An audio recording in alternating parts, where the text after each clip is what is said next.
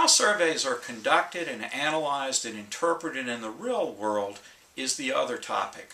We're going to spend quite a bit of time on these practical applied questions as well as the more theoretical issues of sampling and questionnaire design. We're flooded with surveys in news, public policy, politics, academics, economics. As a consumer of surveys, how do you assess their strengths and weaknesses?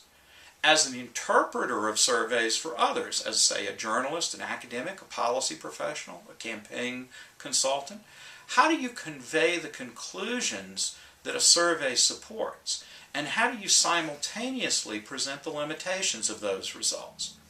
For this part of the class, we'll rely on both historical and current examples of surveys, some done well, some gone bad. That'll be the last third of the class.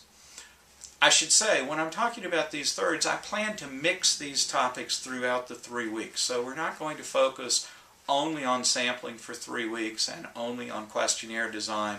I think it'll make the class flow a little better and certainly will give us a little relief from too much concentration on any one topic by dividing them up and mixing them rather than that. So when I say that there will be about a third on these, I don't mean the first week, the second week, and the third week. I mean rather the number of lectures and readings will be about a third on each.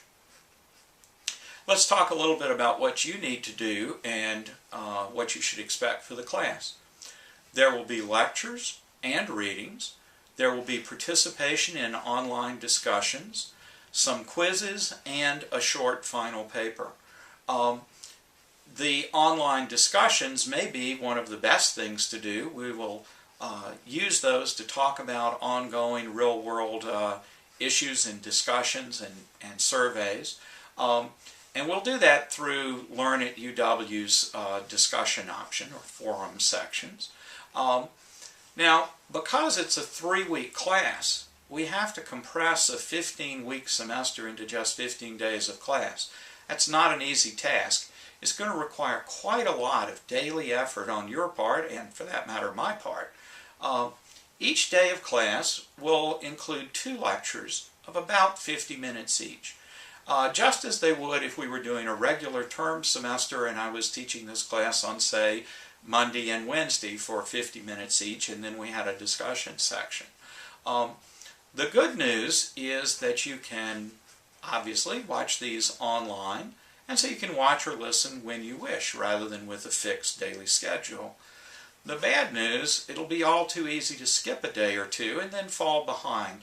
So I'm going to encourage you to try to keep up with the readings and the lectures as much as you can. Obviously, if you want to push a day to a weekend or do 2 on a night, that's your decision.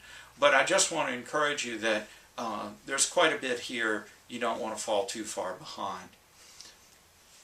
On some of the readings, they're going to require fairly technical issues. So when we talk about sampling, there are statistical issues involved there.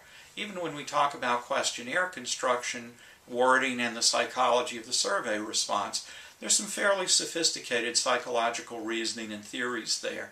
So I have to say that those parts on sampling and on the psychology of the response are fairly technical, fairly difficult readings, and you should plan for that. We'll also be talking a lot about applied questions, current surveys, current issues in surveys and sampling, like, for example, the coverage of cell phones, whether voters really vote the way they say, and so on. Those will be somewhat less technical and a little lighter in reading, but I think they're also a vital part of the class, and so I'll be asking you to read a good bit of those materials as well. All of the readings will be available online, so you shouldn't have any problems with access. You don't need to buy a book. We'll be picking chapters from a variety of sources. Those will all be online and available to you. Likewise, of course, the lectures will be available. They'll be available in at least 2 formats. Video of seeing me sit here and talk to you, but also just audio if it's easier for you to listen to the audio alone. Most of the lectures will not include much of a visual component. They're not PowerPoint slides for this. but there will be downloadable information with some illustrations and so on. We'll also do some demonstrations on the computer, and we'll have screen movies of the screen on those things. So all of these will be available. There'll be a variety of ways for you to see and hear what's going on in the class. Now, quizzes. There are going to be regular quizzes online that I will be giving throughout the course. They serve two purposes. The first and most obvious one is simply grading, to show that you've absorbed and understand the material. Can you answer questions about it? Can you calculate margin of error, standard errors, and for subgroups and things like that? So that's the obvious. Quizzes are good for grades. But they're also there to provide you some incentives to do the work and do it in a serious way. If this were a face-to-face class, there'd be plenty of cues about who was working hard and who was slacking off, who was coming to class and who was not. But more importantly, there'd also be many opportunities for you to get feedback on how you're doing. And even if that's only from hearing other people in class struggle with material, in a face-to-face setting, you get that feedback rather effortlessly. Online, I think, unfortunately, there's not that same kind of feedback. And so in trying to think of a way to create this class that would give you that sense of feedback of how are you doing, and encourage you to meet deadlines and keep up, I think online quizzes are the approach that I'm going to take to this. They'll be mostly either multiple choice or fill-in-the-blank formats. They'll be very short, probably only 5 to 10 questions each, but they'll come pretty frequently.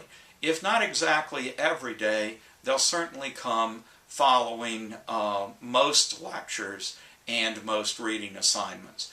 So before you do them, you want to check that you've done the reading, you've listened to the lectures, you've written up some notes and outlines of that, so that you're really ready to answer questions about the material, both in lecture and from the reading. The online exam system or quiz system will only allow you to attempt the quiz once, and so you want to be ready for it. The quiz will also track the time it takes to complete the quiz and any error patterns that are systematic. The quizzes are open book, so you could take a look to find an answer. But if you take too much time, if you're just looking up the answers to the questions, first of all, you're not really learning the material in the class, and secondly, you're going to take a very long time to complete the quizzes. So I really want to encourage you to keep up, to study, to treat this as if it were a regular course, and don't give in to the temptation of thinking that if I just listen to the lecture and skim the readings that I'm ready. That's what the quizzes are really there for, to check your understanding, to give you feedback about that, and to help give you the incentive to really keep up and prepare for this.